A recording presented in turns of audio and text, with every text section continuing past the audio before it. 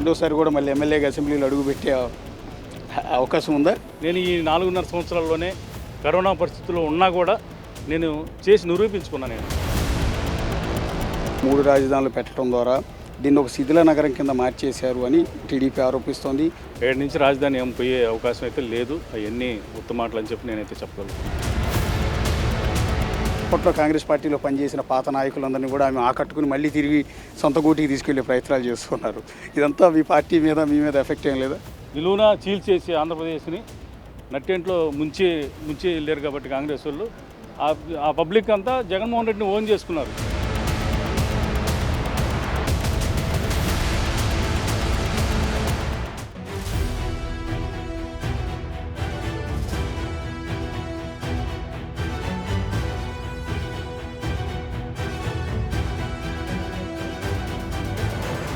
Pedakurapadu YCP MLA Namburi Shankarrao గారు ప్రస్తుతం మనకు అందుబాటులో ఉన్నారు. ఎన్నికల 3 స్టార్ట్ అయిపోయిందండి మీ కాన్స్టిట్యున్సీలో. ఎన్నికల ప్రచారం కూడా మొదలుపెట్టారా? ఏం లేదు మామూలే.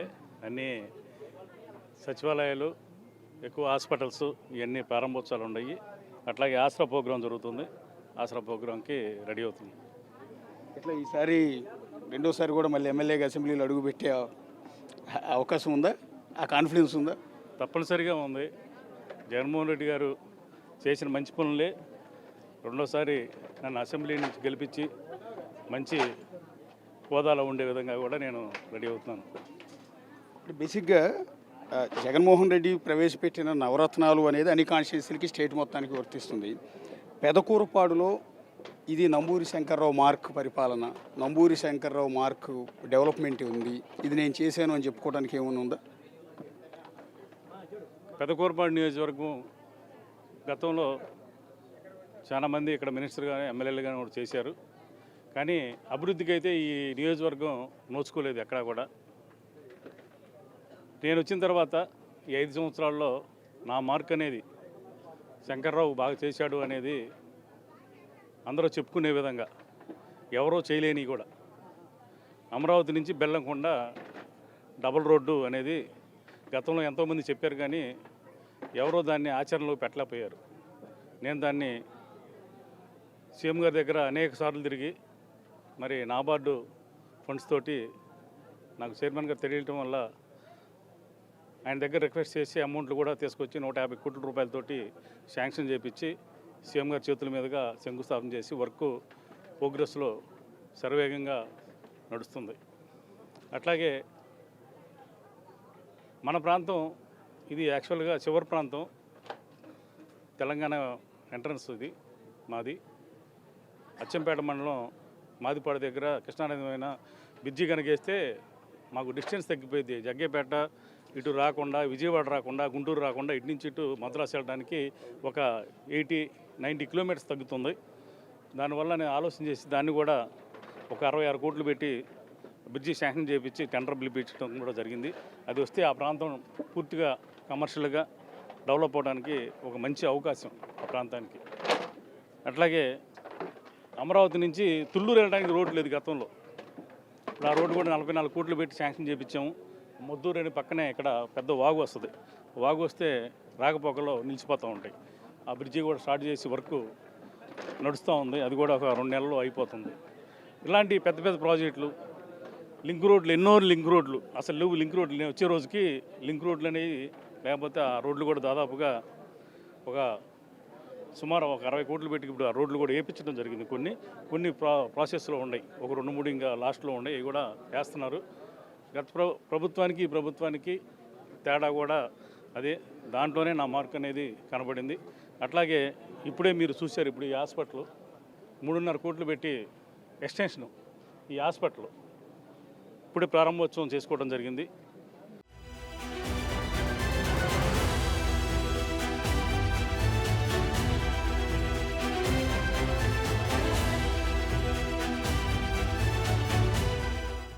అచ్చంపేటలో 2.5 కోట్లు పెట్టి కట్టాము, ఆల్రెడీ అయిపోయింది.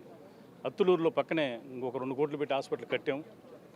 హాస్పిటల్స్ మీదే 27 కోట్ల రూపాయలు నేను తీసుకొచ్చి హాస్పిటల్ కట్టించడం ఒక 2 ఏమన్నా ప్రోగ్రెస్లో ఉన్నాయి.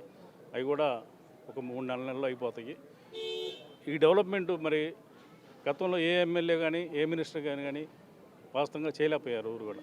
నేను ఈ 4.5 సంవత్సరాల్లోనే కరోనా పరిస్థితుల్లో ఉన్నా కూడా నేను చేసి నిరూపించుకున్నా నేను.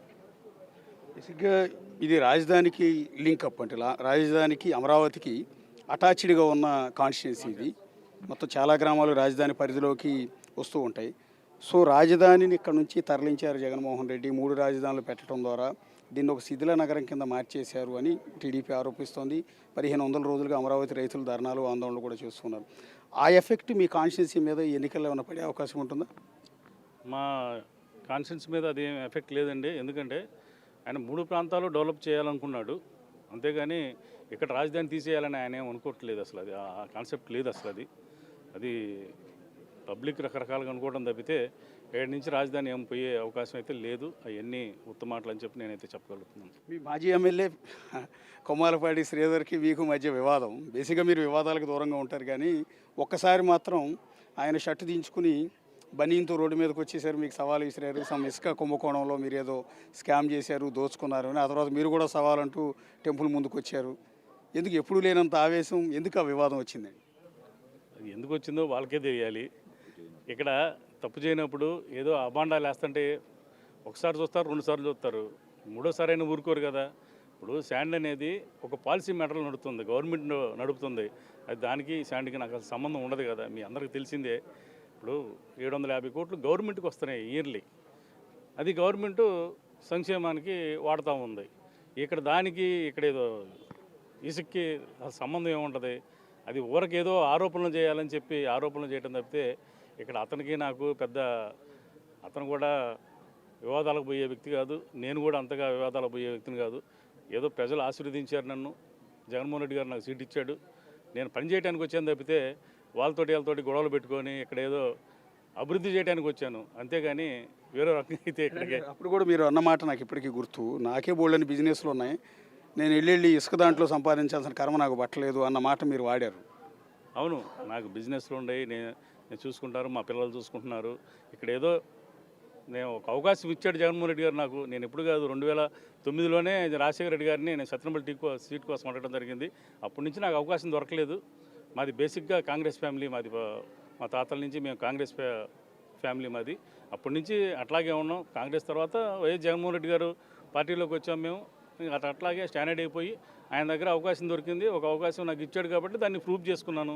ఇక్కడ ఈ ప్రాంతాన్ని పెదకూరపాడు నియోజకవర్గాన్ని, మా ఊరు పక్కనే ఈ నియోజకవర్గం ఆనుకుని ఉంటుంది కాబట్టి నాకు అక్కడ అవకాశం లేదు. ఇక్కడికి వచ్చి నేను ఇక్కడ ఎక్కువగా నాకు రిలేటివ్స్ కూడా ఉన్నారు నాకు ఈ ప్రాంతంలో మొత్తం కూడా. వాళ్ళందరూ కూడా నన్ను ఆశీర్వదించారు. నేను అందరికీ కూడా వివాదాస్పదంగా లేకుండా ఎవరికి అందరితోటి మంచిగా ఉండి ఇక్కడ పనిచేయడానికే వచ్చాను కాబట్టి అందరికీ పనిచేస్తాను. ముఖ్యంగా రైతులకి నేను అండగా ఉంటున్నాను. వాళ్ళకి నీళ్లు తెచ్చే ఏర్పాటు చేస్తున్నాను. అన్ని రకాలుగా కూడా నేను అండగా ఉంటాను. బేసిక్గా మీరు కమ్మ సామాజిక వర్గం నుంచి వచ్చిన ఎమ్మెల్యే. కమ్మ సామాజిక వర్గంలో చాలామంది చేస్తున్న ప్రధానమైన ఆరోపణ, జగన్మోహన్ రెడ్డి ఈ సామాజిక వర్గం అంటే మొదటి నుంచి కూడా వ్యతిరేకంగా ఉన్నారు. ఈ సామాజిక వర్గానికి సంబంధించిన వాళ్ళ భూములు ఉన్నాయి కాబట్టి అమరావతిని స్పాయిల్ చేశారు అంటూ వాళ్ళు ఆరోపిస్తున్నారు. మీరు ఆ కమ్యూనిటీ మీ వెనకే ఉందనుకుంటున్నారు ఇప్పటికి కూడా? కమ్యూనిటీ పరంగా అనేది అట్లా లేదండి. అన్ని క్యాస్ట్లకి నేను పని చేసుకుంటూ పోవటం తప్పితే ఒక కులానికి వెనకేసుకొని వచ్చే అవకాశం లేదు. పార్టీయే పేదల పార్టీ అసలు మాది. అందరూ సమానంగా పని చేస్తున్నాం తప్పితే ఇక్కడ ఎక్కడైనా మీరు కావాలంటే ఈ పక్కనే ఉండే మా సామాజిక వర్గం విలేజ్లు కూడా ఉన్నాయి, మీరు పోయి ఎంక్వైరీ చేసుకోండి టీడీపీ వాళ్ళ దగ్గరైనా. అట్లా నేను ఎప్పుడు కూడా ఎవరు వచ్చినా సరే నేను పనిచేశాను. టీడీపీ లేదు, వైసీపీ లేదు, ఇంకో పార్టీ. ఆ సామాజిక వర్గంలో మీరంటే వ్యతిరేకత ఏమైనా ఉందా అని అడుగుతున్నా. ఏం లేదు, నేనంటే వ్యతిరేకత అంటూ ఎవరికేం లేదు. వాస్తవంగా ఎవరికేం లేదు.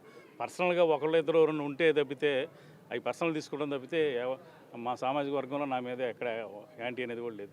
అదే సామాజిక వర్గం అంటే జగన్మోహన్ రెడ్డికి పడదు అంటుంది. నిజంగా ఆ వివక్ష ఉందా మీ మీద? మీరు అదే సామాజిక వర్గం నుంచి వచ్చారు, మిమ్మల్ని ఎమ్మెల్యే చేశారు ఆయన. అట్లా ఏం లేదండి. అట్లా ఊరికి అనుకోవడం తప్పితే ఎందుకు ఉంటుంది అట్లాగా? బేసిక్గా మీరు కాంగ్రెస్ పార్టీ అన్నారు ఇందాక. కాంగ్రెస్ పార్టీ మా కుటుంబం అంతా కూడా. మళ్ళీ అదే కాంగ్రెస్ పార్టీ ఇప్పుడు రీయాక్టివేట్ అయింది. ఆ కాంగ్రెస్ పార్టీకి అధ్యక్షురాలుగా మీ నాయకుడు జగన్మోహన్ రెడ్డి సోయాన సోదరి తోడబుట్టిన చెల్లెలే ఆ పార్టీ అధ్యక్షురాలు అయ్యారు. మీ మాదిరిగా అప్పట్లో కాంగ్రెస్ పార్టీలో పనిచేసిన పాత నాయకులందరినీ కూడా ఆమె ఆకట్టుకుని మళ్ళీ తిరిగి సొంత గూటికి తీసుకెళ్లే ప్రయత్నాలు చేస్తున్నారు. ఇదంతా మీ పార్టీ మీద మీ మీద ఎఫెక్ట్ ఏం లేదా? అంటే కాంగ్రెస్ పార్టీ అంటే గతంలో కాంగ్రెస్ పార్టీ ఉండేవాళ్ళం మేము.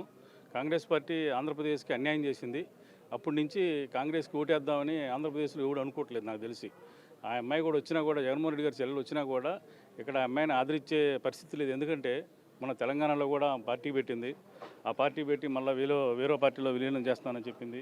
ఇవన్నీ కూడా చెప్పుకోవడానికి ఉంటాయి, కానీ ఆంధ్రప్రదేశ్ ప్రజలైతే కాంగ్రెస్కి ఓటేద్దామని ఎవరు అనుకోవట్లేదు. ఎందుకంటే నిలువున చీల్చేసి ఆంధ్రప్రదేశ్ని నట్టేంట్లో ముంచి వెళ్ళారు కాబట్టి కాంగ్రెస్ వాళ్ళు ఆ పబ్లిక్ అంతా జగన్మోహన్ రెడ్డిని ఓన్ చేసుకున్నారు. ఓన్ చేసుకొని జగన్మోహన్ రెడ్డి గారిని ఆశీర్వదించారు కాబట్టి ఆయన ముఖ్యమంత్రిగా అయ్యి ఎవరైతే ఆయన ఏమనుకున్నాడో వాళ్ళ నాన్నగారు ఆశయాలు మొత్తం కూడా నెరవేరుస్తూ ఉన్నాడు. ఇప్పుడు అమరావతి టెంపుల్ మీ కాన్స్టిట్యున్సీలోనే ఉంది. దానికి ఉన్న చారిత్రాత్మకత, దానికి ఉన్న పవిత్రత మీకు అందరికీ కూడా తెలుసు. కానీ అమరావతి టెంపుల్ అనేది ఈనాటికి కూడా డెవలప్మెంట్కి చాలా దూరంగానే ఉంది. ఇది దేశంలో ఉన్న అతిపెద్ద టెంపుల్స్లో ఒక విధంగా చెప్పాలంటే ఇదొకటి. దానికి ఉన్న ప్రాశస్త్యం కానీ, దానికి ఉన్న చరిత్ర కానీ, అలాంటి టెంపుల్ని డెవలప్మెంట్ చేయడానికి మీరేమన్నా చర్యలు తీసుకున్నారా? తప్పకుండా తీసుకుంటున్నామండి మేము కూడా. అంటే వాస్తవంగా కొంత ఫండ్స్ లేవు ఈ మధ్య. అదిగాక కరోనా పరిస్థితుల్లో కొన్ని ఇబ్బందులు వచ్చినాయి. దాని మీద వాస్తవంగా దృష్టి పెట్టలేకపోయా. నేను ఓన్లీ రోడ్లు, బ్రిడ్జి మీదే దృష్టి పెట్టి ఈ రెండు సాధించాను. నెక్స్ట్ కూడా మేము అనుకునేది ఒకటే, ప్రజలు బాగుండాలంటే వాటర్ కావాలి. ఆ వాటరు పులిచింతల బ్యాక్ వాటర్ ఉందండి. పులిచింతల బ్యాక్ వాటరు అక్కడ ఒక 4-5 టీఎంసీలు నీళ్లు నిల్వ ఉంటుంది ఎప్పుడు కూడా, ఎమ్మాజిగూడెం విలేజ్ దగ్గర. అక్కడి నుంచి కనుక లిఫ్ట్ కనుక చేసి నాగిరెడ్డిపాలెం చెరువు కనుక వేయగలిగితే కోసూరు, అచ్చంపేట, బెల్లంకొండ 3 మండలాలు సస్యశ్యామలం అయిపోతాయి. అది నా డ్రీమ్ ప్రాజెక్ట్ అండి. అది తప్పనిసరిగా చేసిన తర్వాత ఇట్లాంటివన్నీ ఇప్పుడు వైకుంఠపురం ఉంది. వైకుంఠపురంలో ఘాట్ రోడ్ తయారు చేస్తున్నాం. దానికి కూడా ఫండ్స్ చూసి రోడ్డు పైకి సిమెంట్ రోడ్డు వేపిస్తున్నాం. అట్లాగే తర్వాత అమరావతి, ఇవన్నీ కూడా ఒకట సత్యమ్మ తల్లి టెంపుల్ అని మాకు అక్కడ ఫేమస్ టెంపుల్ ఉంది.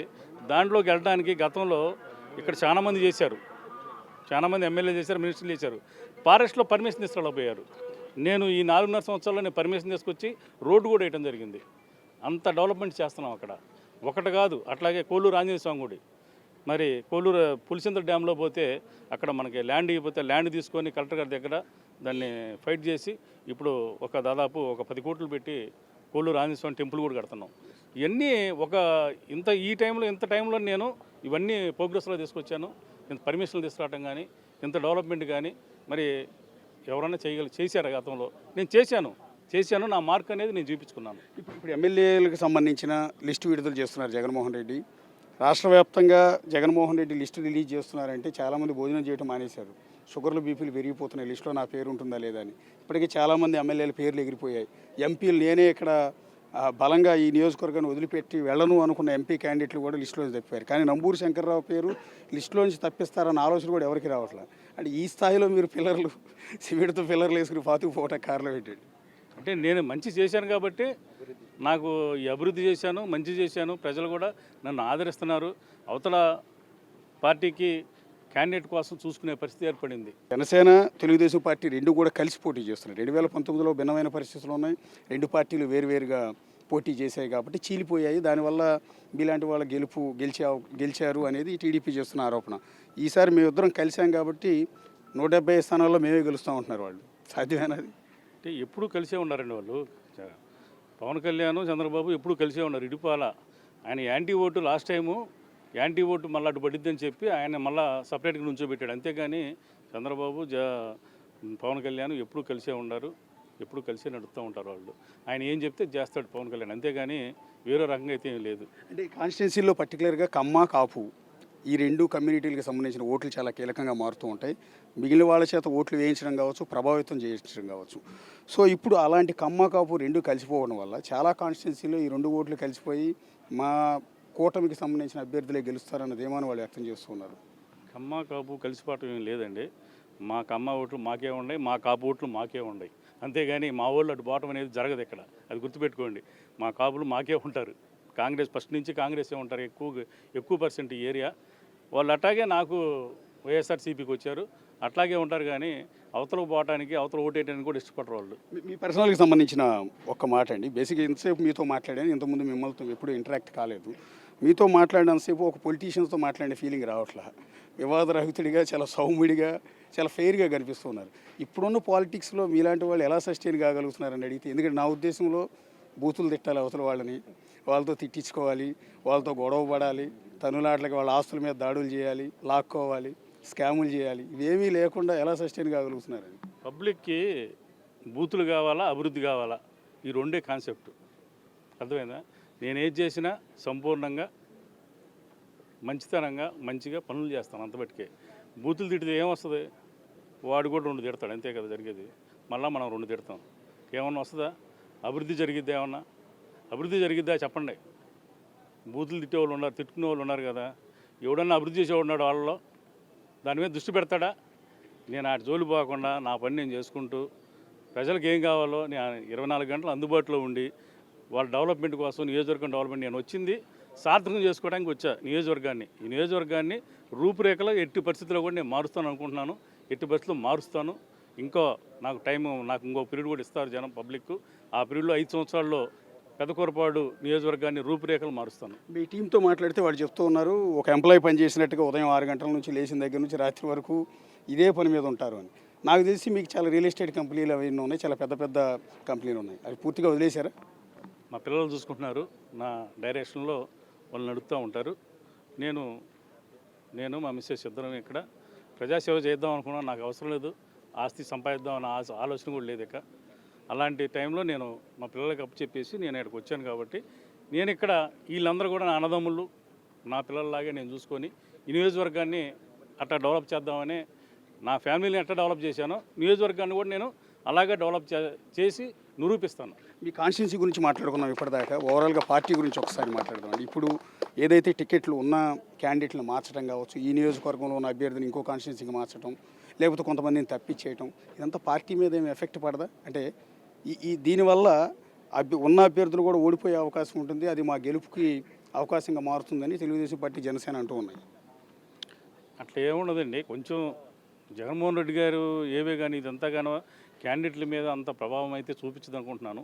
ఏదైనా చిన్న చిన్న లోపాలు ఉంటే ఆ క్యాండిడేట్ సర్దుకొని అవతలకి వెళితే ఆ బ్యాడ్ ఉండదనే ఉద్దేశంతో సీఎం గారు మారడం తప్పితే ఎక్కడా కూడా ఆ ప్రాబ్లం అయితే లేదు. అంటే రాష్ట్రంలో మొత్తం సంక్షేమ పథకాల పేరుతో ఉచితంగా డబ్బులు పంపిణీ చేస్తున్నారు, నవరత్నాల పేరుతో జనాలందరి అకౌంట్లో డబ్బులు వేస్తున్నారు తప్ప స్టేట్లో డెవలప్మెంట్ అంటూ ఏమీ చేయటం లేదు అన్న విమర్శ కూడా మీ ప్రభుత్వం మీద ఉంది. అశోక్ గారు, ఇప్పుడు నేను చేసిన డెవలప్మెంట్ చెప్పాను కదండి. ప్రతి నియోజకవర్గంలో కూడా సుమారు స్కూల్స్కి 50 కోట్ల నుంచి 100 కోట్ల వాటికి స్కూల్స్ డెవలప్మెంట్స్ జరిగినాయండి. గతంలో దీంట్లో కనీసం 10% కూడా జరగల స్కూల్స్లో ఎక్కడ. హాస్పిటల్స్ నేను 27 కోట్లు తీసుకొచ్చాను ఈ నియోజకవర్గానికి హాస్పిటల్స్ బిల్డింగ్కి. మరి దీంట్లో కనీసం 10% గత ప్రభుత్వంలో తెచ్చారా? తెలుగుదేశం ప్రభుత్వంలో. నేను ఈ నియోజకవర్గం వచ్చిన తర్వాత దాదాపు 27 కమ్యూనిటీ హాల్స్ తీసుకొచ్చాను. షాదిఖానాలు కానీ, కమ్యూనిటీ హాల్ కానీ, బీసీ కమ్యూనిటీ హాల్ కానీ, ఎస్సీ కమ్యూనిటీ హాల్ కానీ నేను తీసుకొచ్చాను. ఆల్రెడీ కన్స్ట్రక్షన్లో ఉండే కొన్ని ఈరోజు కూడా ప్రారంభోత్సవానికి రెడీగా ఒకటి ఉంది. ఇప్పుడు వెళ్తున్నాను.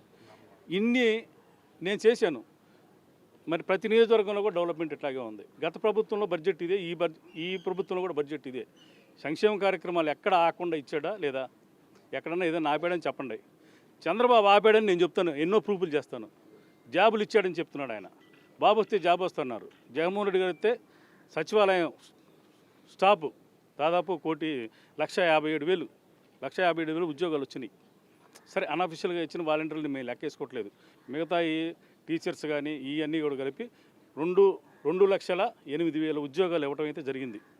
మీ ప్రభుత్వంలో, తెలుగుదేశం ప్రభుత్వం 5 సంవత్సరాల్లో మీరు ఇచ్చింది 30,000 ఉద్యోగాలు. మరి ఉద్యోగాలు ఎవరు ఇచ్చారు? మేము ఇచ్చామా, మీరు ఇచ్చారా? డెవలప్మెంట్ మేము చేశారా, మీరు చేశారా? సంక్షేమ కార్యక్రమాలు మీరు ఇచ్చారా, మేము ఇచ్చామా? ఇంతకన్నా ప్రూఫ్ ఎవరు చెప్పాలో ఒకసారి ఆలోచన చేసుకోండి. తెలుగుదేశం వాళ్ళు ఎల్లో మీడియా పేపర్ ఉందని చెప్పి పేపర్లో ఊరకు ఓదగొడతాం, టీవీల్లో ఓదగొడతాం, ప్రభుత్వాన్ని బ్యాడ్ చేయడం తప్పితే రండి డిబేట్కి రండి. మీరు ఏమి ఇచ్చారో మేము ఇచ్చారో మాట్లాడుకుందాం రండి. అభివృద్ధి ఎక్కడ లేదో రండి చూద్దాం. మా నియోజకవర్గం రండి. మీరు ప్రభుత్వం ఏం చేశారు రండి. ఎన్ని రోడ్లు వేశారో, నేను ఎన్ని రోడ్లు వేసాను రండి. ఇంతకన్నా ప్రూఫ్ ఏం కావాలో మీ ద్వారా నేను చెప్తాను. నెక్స్ట్ మీకు పోటీగా తెలుగుదేశం పార్టీ నుంచో లేకపోతే జనసేన నుంచో టీడీపీ అభ్యర్థి అయితే సమర్థుడు అనుకుంటున్నారా? డి అంటే డి అనేది, లేకపోతే జనసేన వైపు నుంచి క్యాండిడేట్ నిలబెడితే మీరు గట్టి టఫ్ ఫైట్ ఇద్దాం అనుకుంటున్నారు? ఎవరైనా ఒకటే. నాకు ఎవరైనా ఒకటే, జనసేన లేదు, అసలు ఎవరైనా గెలుపు అనేది నాది. ఈసారి గెలిస్తే, ఈసారి మళ్ళీ నంబూరు శంకర్రావు ఇక్కడ నుంచి గెలిస్తే ప్రభుత్వం వైఎస్ఆర్ ప్రభుత్వం మళ్ళీ ఏర్పడితే ఆ ప్రభుత్వంలో క్యాబినెట్లో నంబూరు శంకర్రావును చూడగలము, పర్టికులర్ ఈ సామాజిక వర్గం తరఫు నుంచి. అది సీఎం గారు ఇష్టాల మీద ఉంటుంది, నేను ఉంటుందని నేను అనుకుంటున్నాను. ఇది నంబూరు శంకర్రావు, పెదకూరపాడు ఎమ్మెల్యే నంబూరు శంకర్రావుతో నేనే ఎమ్మెల్యే కార్యక్రమం. మరొక నియోజకవర్గంలో మరొక నాయకుడితో మళ్ళీ ఈ ప్రోగ్రాంలో కలుద్దాం. అంతవరకు signing off. This is Ashok.